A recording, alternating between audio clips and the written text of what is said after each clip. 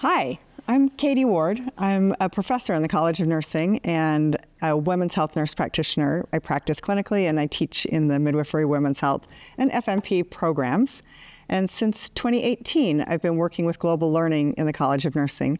2018 was the first year that we, as a School of Nursing, got involved with the University of Rwanda, and that was at the invitation of their health sciences director, who has had a long-standing relationship with the University of Utah and a lot of experience with various professions in the health sciences. But they were interested specifically, in fact, he came from Rwanda with a request for nurses to meet with him and start to think about how our two schools could work together. So I was fortunate enough to get to go travel to Rwanda in 2018 to explore what the potential was for a relationship with the College of Nursing. And we went back for the first time in 2019 with a group of neonatal students.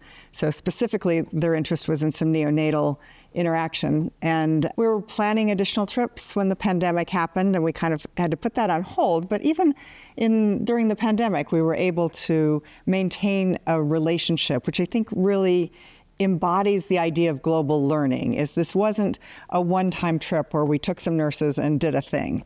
This was a relationship where we continued to communicate with each other, stay involved with each other around curriculum and hopes and dreams for the future, and kind of seeing how we were each managing and coping through the pandemic. So it's been a relationship that we've been building over time. And in 2024, I got to travel back with these students and some others. And so that's what we wanted to talk about today, was a little bit about our experience and how that was. So I'd like to start by kind of hearing from you guys, what made you interested in going to Rwanda? For me, I think the main reason I ended up choosing to go on this trip was because I was actually pursuing a secondary certificate in my doctorate program at Global Public Health Certificate, and it fit perfectly in with that curriculum. And so I chose to talk to Diane Chapman, who I was in clinicals with at the time, and she kind of warmed me up to the idea of the trip, explaining Katie's role and Kim, our other professor's role, and explaining the relationships we already had with Rwanda, and it sounded really perfect for me to come and join the trip. And when I was lucky enough to be chosen, it was really as simple as wanting to go and enjoying the trip with everyone. So it was an easy decision for me to come. Does anybody else want to share when the College of Nursing said we have this opportunity to go do a global learning experience in Rwanda, what about that made you jump at the opportunity? So what piqued my interest in the trip to Rwanda, specifically through the University of Utah, was it sounded like this trip was based on pre-existing relationships that were already had with our counterparts in Rwanda. And having had done my undergraduate nursing program elsewhere, I've been on other opportunities on similar trips. However, I quickly learned that the sustainability portion of such initiatives was pretty troublesome. For example, we can go and help run a clinic for a couple of weeks, but what happens when we leave? What piqued my interest about this specific trip was that we were going to not just learn ourselves, but to also learn from others and continue those relationships and build a community where we can continue these kind of experiences. So in other words, it was a longer lasting impact that we were hoping to make. And I hope that we get to continue that, because that truly molded, honestly, my career. Awesome. That's fantastic. We did a lot of preliminary work before we left. We had a lot of meetings and spent some time kind of thinking about what was the format of our experience and what were our plans. Abby, do you have some reflections on that kind of thinking about the trip before it happened? Yeah, I think just coming from the background that I was coming from, I did my first undergraduate studies in public health, and just speaking to some of the points that you have all made about sustainability with a program or some sort of trip that we're taking, I felt like just in regard to the preparation that we did before going on the trip, it was set up in a way that lent itself to greater learning and I think in general just more organization in that matter. Knowing going forward into the travel portion of it, just preparing us to know what we were going to be involved in. although there were a lot of adventures and things along the way that I was able to gain more insight on this experience, I felt like it was very much set up in a way where we had structure, and the program was just with the relationships that we had with the University of Rwanda, we had that ability to know where we were going and what our purpose was. So, yeah, I really enjoyed that aspect of it, just having a plan and a team that we were going forward with.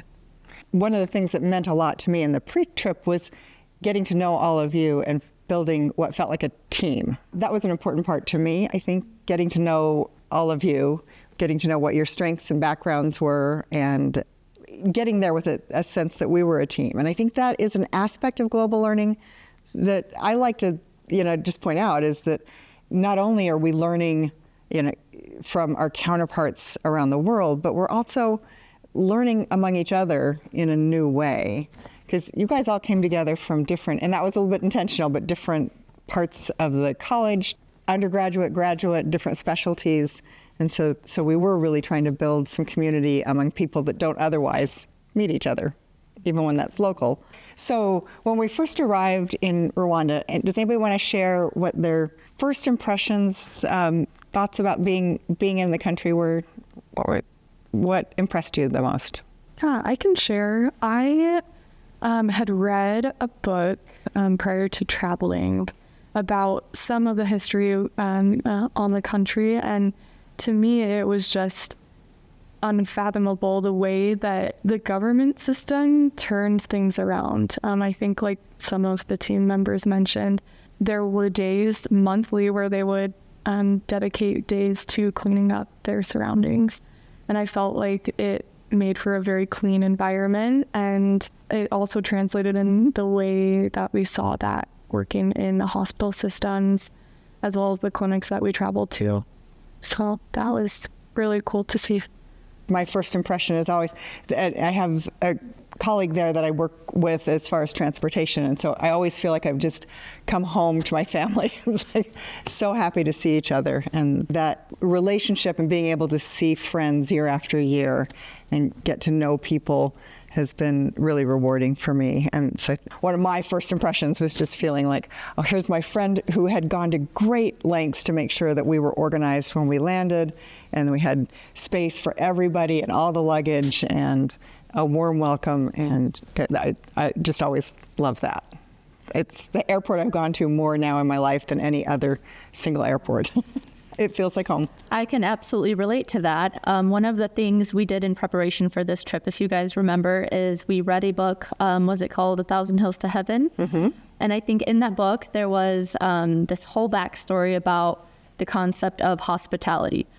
So one of the things that stood out to me the most after having spent some time was just how hospitable everyone was. So when you say showing up to Rwanda, it made you feel like you were home. I had never been there before, but I showed up and I was greeted like I was showing up at home. And I think that is something very cultural. I don't see the same type of behaviors when I travel here in the States or even other countries, but a very unique way to just welcome guests into the country makes it feel like home. Yeah. And so then our first day in country, we spent the day with the University of Rwanda and some students there.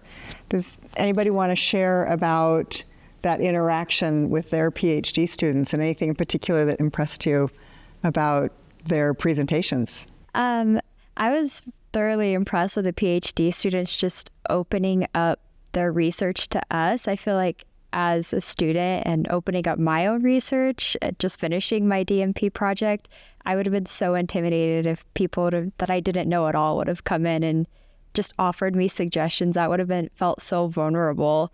So I thought, personally, I was impressed that they were so open and willing to listen to our suggestions, even though we hardly know what's going on over there in their society, and they're all researching very vulnerable topics, I felt like.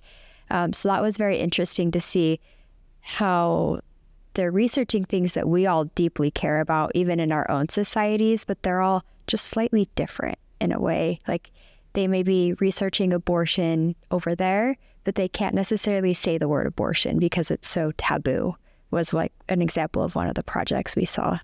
So I thought that was very fascinating. Any other thoughts on that? I was very impressed with all the research that they presented, the depths of their projects and how long they had been working on these very important implementation of different, there was the ER, what was it?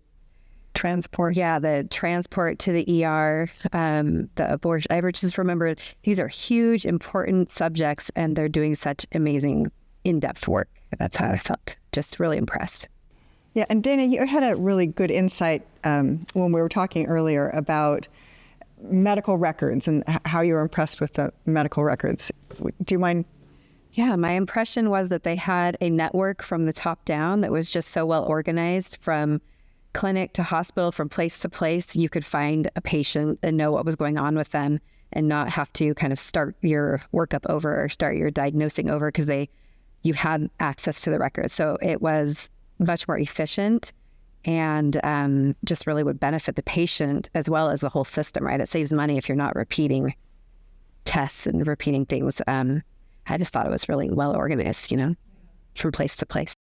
Were there any other aspects of the medical care that you saw where you learned something from how they were delivering care in Rwanda? As a neonatal nurse practitioner student, it was a really unique opportunity that I had to see the care of newborns, mothers, and kind of what the process looks like. Here in the States, where I've done my training, we have plenty of resources. Transportation is rarely ever an issue. However, in other places, when you have to travel several miles this way to get the test done, and then several miles that way uphill to get your results, and then several miles that way to get appropriate treatment, specifically for newborns, is not great. Here, where I've done my training, I've never gotten to experience those kinds of poor outcomes because we simply don't have those kinds of deficits in our system. But my major takeaway from that whole experience was basically that a healthcare system is only as effective as it is designed to work for a specific population or area. And so moving forward, like in my career, I now know why we work up a baby so fast when they start acting sick, and what can happen if we don't, and so forth. Thank you. That's awesome. Zipline is a company that the engineer, one of their top engineers, is a Rwandan student who trained at Stanford. The company, I think, is an international company, but they really are pioneering this idea of programmed drones that are bypassing a very busy road system and solving a problem there where there's, each hospital in the United States might have its own blood bank, but this is not a place that has a blood bank in every single hospital. So the blood is centralized, but the drones have allowed that to be delivered in 15 minutes or less across an entire country, which is faster than sometimes I can get blood from the basement of my own hospital. So kind of an amazing innovation that was developed by solving a unique problem, but then that is scalable around the world, really. And I think it's making people around the world rethink what's possible with drone delivery. It was just set up in a way where it allowed for drones to deliver blood products and different medications that were needed for certain patients in rural areas via drones. So they would drop them off with parachutes so that they could receive care in a faster manner, which I thought was fascinating because that's not even something that we've implemented here in the United States. So that definitely was something that I appreciated to see, and it was a huge opportunity to learn globally how they had addressed things that we hadn't even thought of. It's definitely one of my favorite experiences. And the other fun thing was just being able to get up close and personal, and actually we got to push the button and launch the drones. That was pretty amazing. So Dana and Kathy, I know you're continue to be involved. We've got some plans for things that we're working on in the future. Can you talk a little bit about where that ask came from and how you plan to stay engaged with that? Yeah, so probably Dana a little bit more than me as I've since graduated. But once I get over my next speed hump, I would love to, dive back in. But one of the ways that we kind of exchange information or share, the learning process with people in Rwanda is we kind of ask, well, what do you need and how can we help? Something that a doctor from Rwanda, one of their hospitals that we visited in a very rural area, Dr. Innocent, he expressed that a need that they have is a way to train their nurses in like highly specialized things, right? Because there's not money there to have these, mock codes or whatever. And so he's asking us, what can we do? And we're over here brainstorming, and we're like, well, how do we do it? We do a video and then everybody watches the video. And then he was like, boom, that's perfect. So the project that we here kind of have in the works is creating these videos for Rwanda specifically, because as you can imagine, it would not be helpful to have a video on, neonatal resuscitation with 8 kinds of supplies that don't exist over there. So kind of modifying it directly for what would be helpful there. So that's kind of the video project that is in the works for us to exchange with our Rwandan counterparts. Dana, I know you've been working on this a little bit. It's a commitment. We're asking a real commitment from you long term to bring back your enthusiasm and your knowledge about the setting to help us then respond to this need. And so I think that's been a ask of you. Yeah, it's been a lot of fun. The project is so important. I think what he was asking for, Dr. Innocent was asking for was, I think he explained to us that, I'm this one doctor and he had multiple locations he was expected to oversee. And so he wanted nurses that were very able to kind of implement what needed to be done right away for a new patient and have a lot more autonomy than maybe we're accustomed to here. And so he also spoke to, and I don't want to use the word algorithms because I don't think that's what he called it, but where you would kind of go down a pathway of like what needs to be done for a certain patient, like if they're looking septic or, what kind of needs to happen. I remember that part. Yeah, the flow chart, that's what he called it. Yeah. And one of the things that was rewarding for me when we went back to visit his hospital was we've had other students who have done DMP projects in that setting, and they were still using the materials that those students created for those projects. So the ability of our students to come and participate in a quality improvement project there left tools that were still in use 5 years later, and that was really great to see. So I think they really look to us as a reliable partner that has expertise, and when we when they ask us for a project, we're able to follow through with that. And so that's one of the important things for me is to make sure that we come back and finish what we said we're going to do. I used to think that doing any global health, volunteer work or going and doing a medical mission meant going, doing something, and then leaving, kind of like Kathy was saying. And what I learned on this trip was that it's much more of building a relationship and seeing what their needs are and what they're asking us to help them with, and helping them with some education piece or some kind of organizational piece, but also we're learning so much from them, and it's kind of a two-way street, and we're getting much more back in return. That's what I feel like I learned on this trip. Since you've come back, how has this experience changed who you are or what you do or what you think about in the care that you provide here? And anybody can jump in. So as nurses, a lot of what we do is educate our patients and their families. And when you were talking about the Helping Babies Breathe curriculum that we taught to the group of students and medical personnel, one of the biggest barriers there, I think, was language.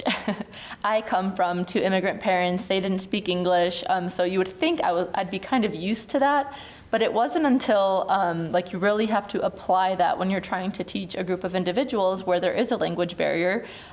For a specific example, they kept using this word compressions. And I'm like, what? We're not doing compressions here. But I quickly, through body language, learned that they were referring to PPV, positive pressure ventilation, as compressions. And that's where the wheels had to turn. And then, that's a big learning opportunity. No, that's actually different, and let's talk about why they're different, and, what we're actually trying to teach here. So that was a big thing that I think I will take moving forward in my practice, is when there is something that you and a patient, or for me it'll be a patient's family, that just aren't understanding. Very oftentimes, I mean, it's truly just that, a misunderstanding. Everybody in this world, we have the mental capacity to understand, to learn from each other. It's just a matter of being willing and wanting to put in the time and effort to reach that understanding with each other. Anybody else want to share how this influenced your practice moving forward? I think for me, now that I've finished like my global public health certificate and I've done a few of these trips now, Rwanda was just another great opportunity to remind me that we are a global society and everybody's a part of that society. And Rwanda is a country like us, like everybody else, who's trying to innovate, trying to do the best that they have with what they have.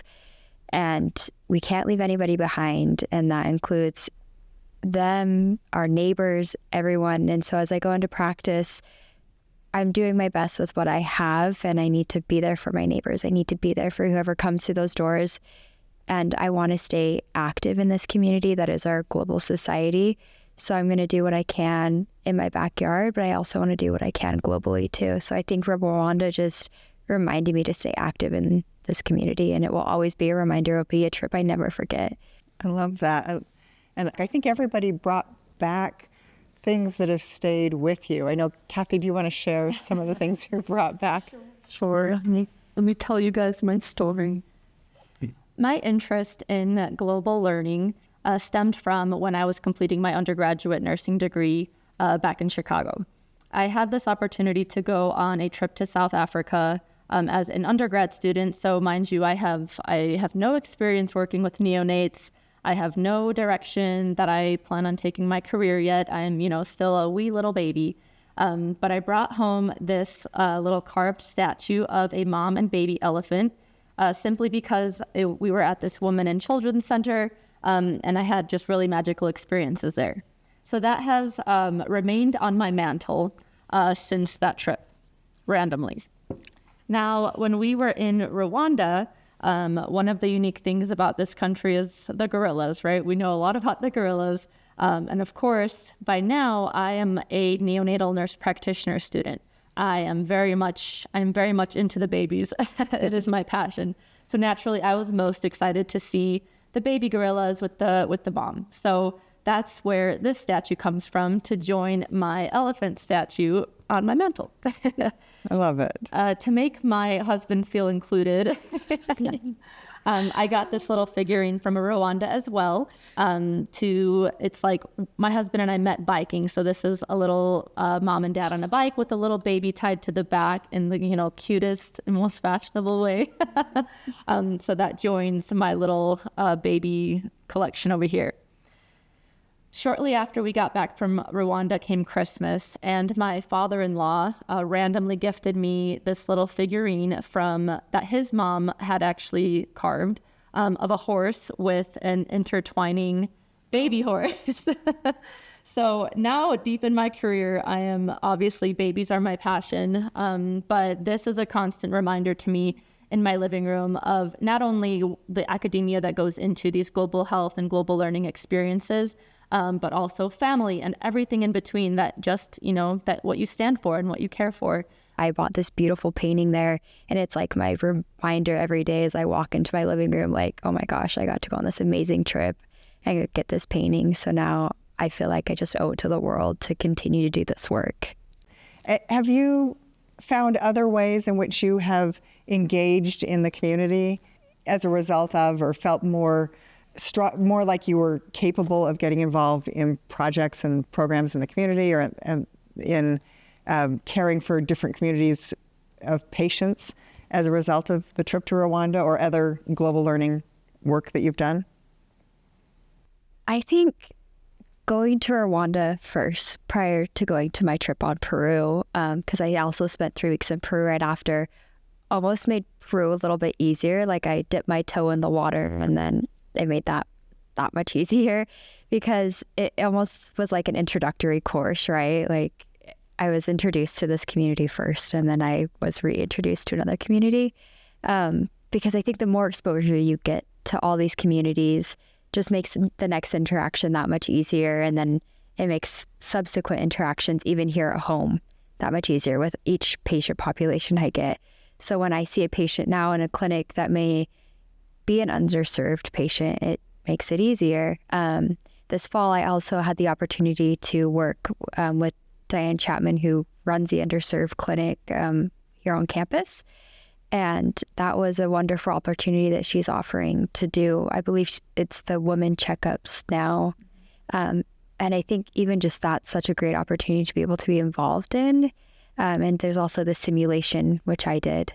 And even doing the simulation is so great, just getting out of your comfort zone a little bit to use an interpreter or to be able to talk about sexual health with women that may not be the typical race that you are, the typical culture you are, because it's a completely different experience when it's not normal to you or how you interact with patients.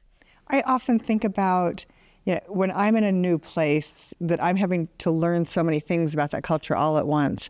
And so it really, I think it humbles me and it reminds me of the challenges that somebody has when they come to the United States as, whether they've moved here or they're a refugee.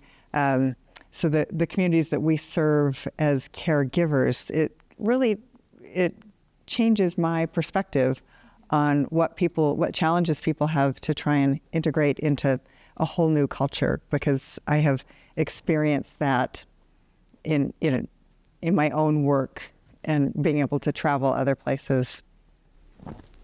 Just touching on that as well, following up from this trip that I took and kind of along the lines of what Talia was saying, had the opportunity to work for my community health clinicals in an underserved population clinic where most of them were they were immigrants from South America, Central America, and other places as well. But just being involved in different cultures, I think before going into that, and kind of just speaking to what was said before, I felt like it made me more inept to be able to have those break down barriers, I guess, and feel more comfortable just working with people who came from different cultures. And I really do hope to move forward in the future and try my best to advocate for those patients and people that I will be working with, because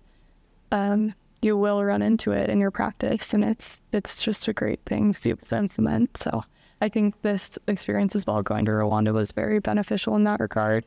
There were times when I worked with people that were immigrants from Africa, and I was able to say, I went to this place in Africa, where are you from? And it was just like that quick little, okay, we can have that in common and just feel a little bit more close in that regard. So really cool.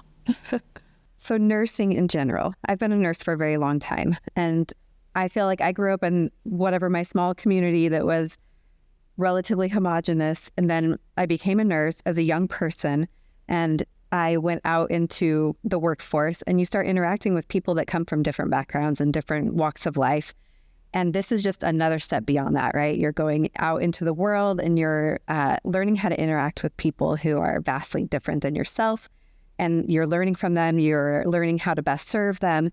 And I just think it's part of building this kind of human, everyone's human. You just start to realize everyone's human, and we all just need to be unified, and trying to think of a better, less cheesy way to say that. But it's just, No, I think it's true. Trips like these make you less scared of the unknown, right? My dad, he didn't speak English. Our next door neighbor spoke only Spanish, but they were the best of friends, It's the act of trying to communicate, because there's many ways to communicate that are nonverbal, right? And so I think just learning that, what impact your body language and, your eye contact, what impact they make on other individuals was really heartwarming to me. So as you guys go out, you're graduating, you're moving out of the university. What advice would you give for our future students, for our faculty, about the value of global learning and how it's impacted your careers, how you think about it in the future. For me, it was very valuable to be involved in a trip like this, especially as an undergraduate student in the pre-licensure track, because I had a background wanting to do things with international health. But for me, it has always been easier to learn things hands-on and see things. And so for me, being in the country of Rwanda and being able to be involved in health in that regard, it was a lot easier for me to learn things hands-on. And I just think that in the future, I would really advocate for any students that are in their undergraduate or in graduate programs to be able to have those experiences, because I think you can sit in a classroom and you can talk about those things, but it's only so much that you can learn when you're not actually physically present with that. So I think that is something that I would love for students in the future to be able to participate in. Yeah. Do you anticipate that does it change your idea about coming back to school or furthering your education? You were the only undergraduate on the trip, so I'm putting you on the spot. Yeah, no. In fact, I love this topic because I think a big reason why I decided to move forward with going into a graduate program was because of this opportunity that I had to be amongst students who were in their doctorate programs, PhD programs, and faculty members at that who were largely mentors to just having you all as examples to be able to look up to. And during like the NRP trainings that we were doing, during the PhD presentations that we watched, just being able to like pick your brains on everything and say, okay, that could be me in the future. I would love to do something like that. It was very inspiring. Awesome. I can attest to that because, Abby, we were in the same group when we were teaching Helping Babies Breathe, and I just saw your eyes like light up like no other. And I would actually argue that global learning should be part of the curriculum, because I don't think you fully, as a nursing student, can understand how to make some kind of care happen unless you have to do it in a rural setting. Because here, we have skills lab where everything is placed right in front of us and we're like, okay, start the IV. But now start the IV, but you don't have any tape, just little things like that. It's like a foundational portion of how you learn, of how you understand, and like to the core of how you can accomplish the things that need to be accomplished with or without whatever resources are handed to you. So, yeah.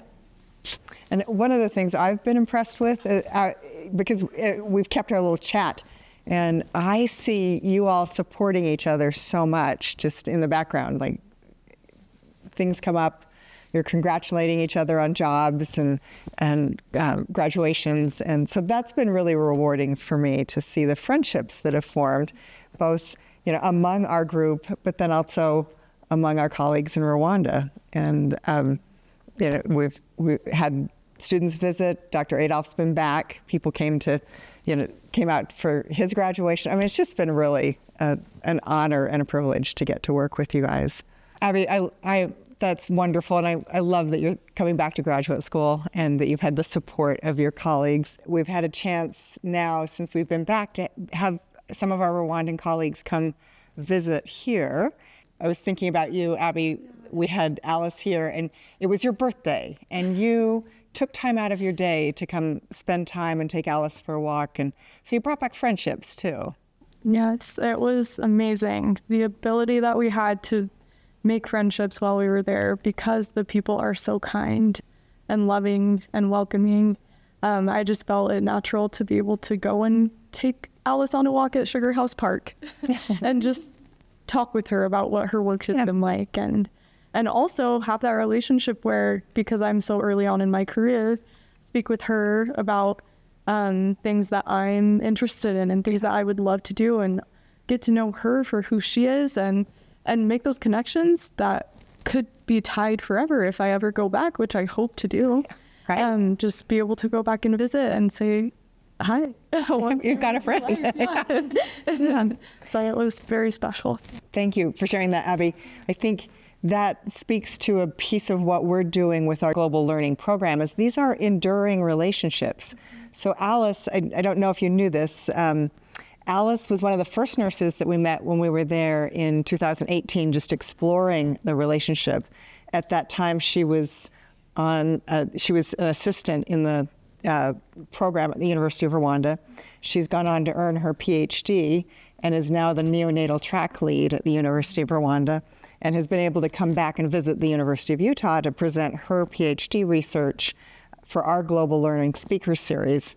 So that has been a really rewarding relationship over, what is that, 7 or 8 years now that I've known Alice and watched her career develop and been able to be a part of that to support her faculty development, and also then for us to learn from the research she's doing. So that was, and I know, Dana, you got to participate in that relationship as well. And your children and Alice's children now have a long distance friendship. We have a tie, yes.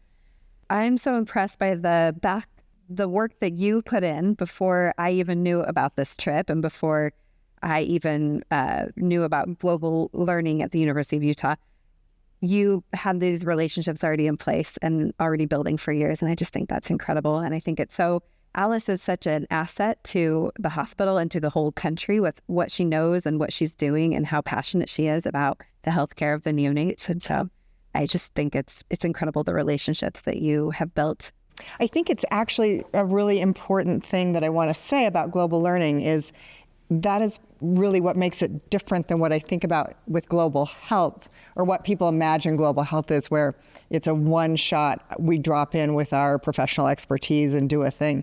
This is a relationship, and I think that's one of the really important features, is that this relationship is enduring, and it's about the relationship and about the development, and it wouldn't work if it was just delivering something one time. So yeah, that's the crux of this, is building a relationship. And it honestly takes so much more work, but it's so much more rewarding as well. Yeah. And it creates this safety. I know that if in the future, for example, we have a student that does a project or goes and does some clinical experiences in Rwanda, I know that there are faculty there who are familiar with our campus, they're familiar with our learning and what our capacity is. And I know that they're going to provide a great experience for our students who are able to travel there. So it is really about building that relationship. What one bit of advice would you give to somebody who has the opportunity to do a global learning trip or have a global learning experience, Rwanda or anywhere? I would say if you have an interest at all, to just jump in with an open heart and see what you can learn. Awesome. I would say just keep an open mind and just travel wherever your heart takes you. Thank you. I would say don't be like me and assume that things are going to be exactly the way you think they will be upon research that you do, but go into it thinking, I am going to learn something very new and it's going to change my world. I would advise students to take the opportunity and treat it as though you're trying to learn any other skill set. When we're learning, certain, like placing an IV or, inserting a Foley catheter, it takes practice to actually feel comfortable doing those kinds of things. Same thing with communicating when there's cultural barriers, language barriers, being in places that you're not familiar with. It simply takes time and practice. So if you have an opportunity to do a global learning experience, you're using that opportunity to perfect those skills that we try so hard to perfect in nursing school. Thank you so much. It's been a real privilege to be involved in global learning through the College of Nursing. It wasn't a job I expected I would have. I don't know that I set out to do this. It was a willingness to engage. It's been a long time collaboration through health sciences that started in the School of Medicine and has really been built of trust, of bringing students and bringing faculty back and forth for maybe 20 years now. And because of that trust, when they were looking for a relationship with nursing. They, were able to reach out to our college and say, are you interested? The investment from our administration to at least explore this and then begin to grow a program where we can take students. But it takes a commitment on the part of the people involved to continue to meet the needs that we can, and continue to advocate for the importance of global learning and keeping our students involved. It would be a lot easier if we could go much more frequently to build up that enthusiasm and momentum. But I want you to know how grateful I am to you for creating this enduring evidence of our work that we can use to share with future students. I hope you all will come back as faculty, as alumni, as preceptors. We're going to need all of that, that historical memory, that enthusiasm, and your connections, because that's what keeps it going. So thank you. Thank you.